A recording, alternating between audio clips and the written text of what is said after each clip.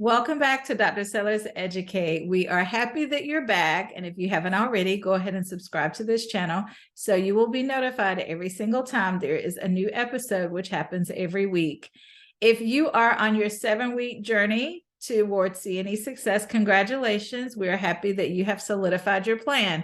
If you're not quite sure about your plan, go ahead and check out the description where you will find a link to a 7-week study plan that will guide you on your journey. Okay, so you'll see a CNE and a CNE-CL study plan. If you're on the journey towards CNE novice, you can go ahead and use the CNE study plan as well.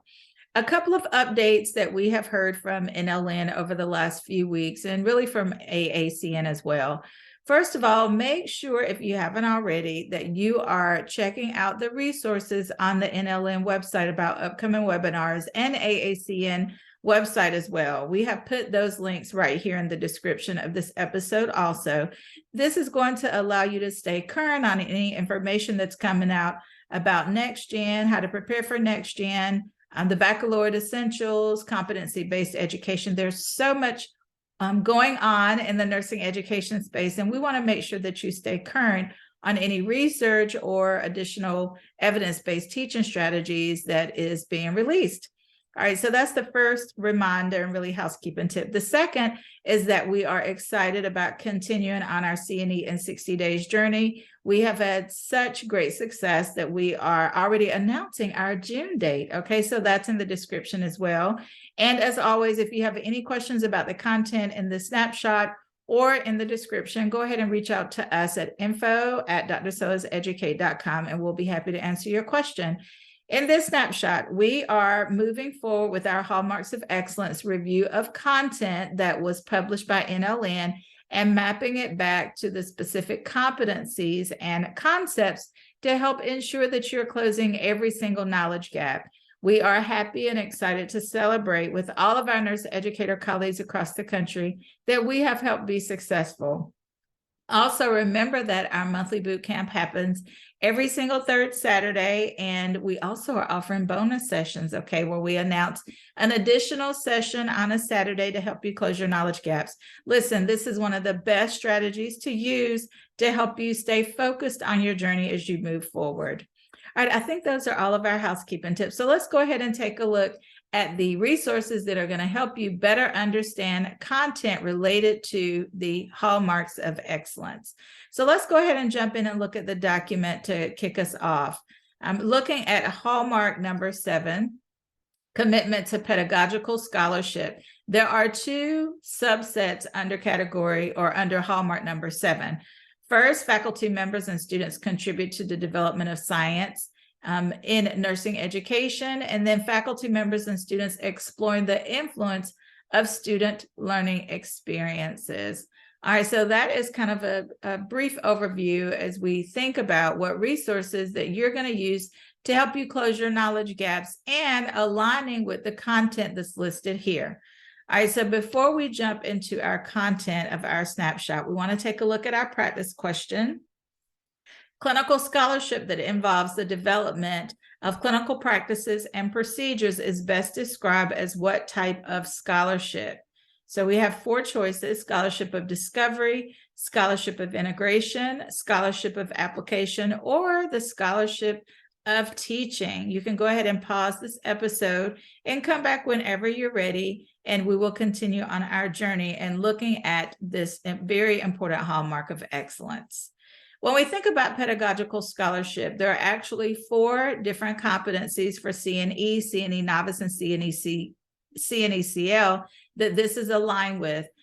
First, when we're taking a look at Hallmark 7-1, we want to engage in role modeling some of these evidence-based teaching strategies that we're talking about. That is a really important step in our process, right? We first have to understand and really apply the concepts that are listed out in our Hallmarks of Excellence. We're going to take a look back at that in a second, because what we wanted to do, the Hallmarks document, is to serve as a checklist for you and your faculty in your nursing program to ensure that you are indeed meeting each single evidence and aligning with the content that's listed in the hallmarks of excellence. Okay, so making sure you're able to provide the evidence to align with that specific hallmark. So when we talk about the science of nursing education, we want to think about our ability to critique, which is what we've already started talking about, to utilize, to disseminate, and to conduct the various forms of scholarly endeavors. It requires us to engage with our students, the responsibility for them taking a look at the evidence, as well as us as nurse educators looking at those specific research articles that are coming out about some evidence-based teaching strategies. I know that in one discussion I was in just this week, there was a good discussion about dosage calculations. Okay, so I went ahead and dropped that resource right here in the description as well. As much as we can look at best practices that we should consider when it comes to making revisions to our curriculum, or even how we evaluate that and validate the learning has happened, we always want to go back to the original source and to consider whether or not changes are necessary. Okay, and then Hallmark 7-2 says that faculty members and students should explore the influence of these student learning experiences on the health of the individuals and populations they serve in various health settings. This is going to, these two specific hallmarks are going to align very nicely with our facilitation of learning in the healthcare environment, being a change agent and leader, and engaging in scholarship of teaching. All right, so let's take a look, speaking of scholarship of teaching, at our practice test question. If you chose C, you are correct. As always, we like to share the source of the content that maps back to our practice question. Okay, so Billings and Halstead, page 8 through 9, is going to provide some additional context related to Boyer's scholarship model, as well as page 129 from Dr. Caputi's CNE review book. So that's Billings and Halstead, Teaching and Nursing, the 6th edition, and Dr. Caputi's 2nd edition. So as we wrap up, let's just take a quick look at our document again, okay, at what we call our checklist. What you want to do is you see here that there are indicators associated or mapped back to each individual hallmark subset. So for example, Hallmark 7-1, the indicators list out to what extent do faculty members and students at all levels discuss research findings related to teaching and learning. In what ways do faculty members promote scholarly inquiry related to nursing education by students and colleagues? Let me give you one short example as we wrap up. It is important not only for us to role model the alignment with this really important hallmark, we want students to start practicing these behaviors. Asking students to include a reference when they are responding in a discussion is an excellent teaching strategy to promote scholarly inquiry, right? Even if students are using a textbook, we want students to get in the practice of using these evidence-based teaching strategies to support their introduction to scholarly activity.